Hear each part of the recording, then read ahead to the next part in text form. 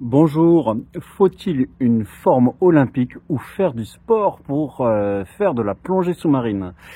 Bonjour, c'est Vincent, de l'école de plongée Aquadomia, spécialiste de la formation plongée accélérée sur mesure, du débutant au moniteur de la plongée loisir et au moniteur de plongée tech à Marseille, Parc National des Calanques, et aussi formateur de scaphandrier mention B, tout ce qui permet de faire de la mariculture, de la plongée scientifique ou du tournage sous-marin.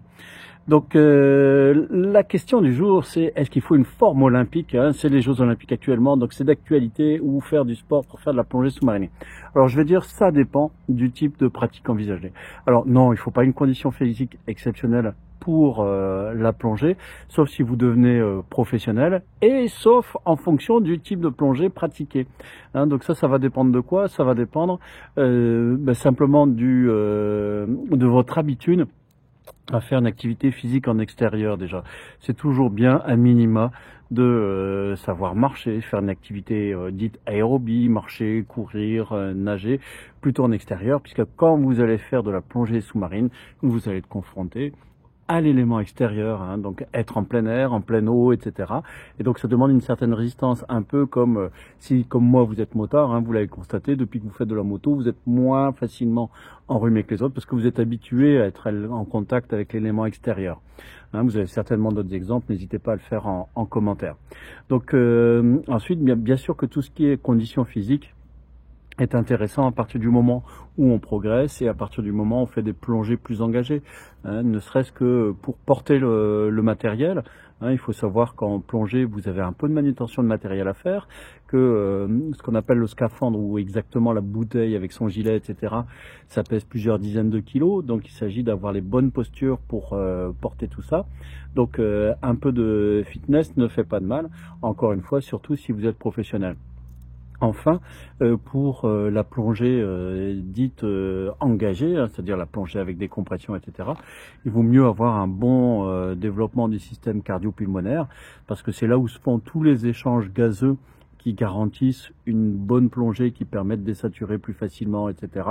C'est vrai que si vous avez un peu d'un bon point, si vous êtes un peu âgé, qu'est-ce que j'appelle un peu plus âgé, dès que vous avez plus de 40 ans, par exemple, hein, et si vous avez une condition physique difficile qui fait qu'au bout de 15 marches d'escalier, vous êtes complètement essoufflé, eh bien, il faut y aller plus en sécurité.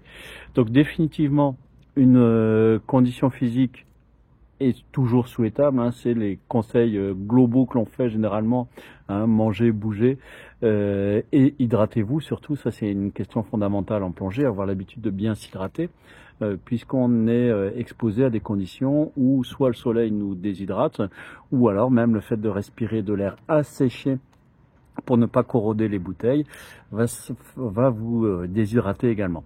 Pour ceux qui décident de se lancer dans une carrière professionnelle, il faut tenir compte que tout ce qui est bobo potentiel ou tout ce qui est pathologie potentielle va être exacerbé. Hein. Des fois, j'entends des personnes qui me disent j'en ai marre de mon métier, je me suis cassé le dos, je voudrais faire de la plongée pour être tranquille dans un monde en apesanteur, etc. Sachez que la plongée, ça casse le dos très facilement, hein, ne serait-ce que parce que vous avez du port de charge lourd, vous avez de la navigation avec des bateaux qui potentiellement peuvent taper en fonction de la houle. Et ensuite, vous mettez un équipement lourd sur le dos avec éventuellement une ceinture de lestage qui peut vous casser le dos, entre guillemets. Donc pour tout professionnel de la plongée, un peu de fitness là aussi fait du bien.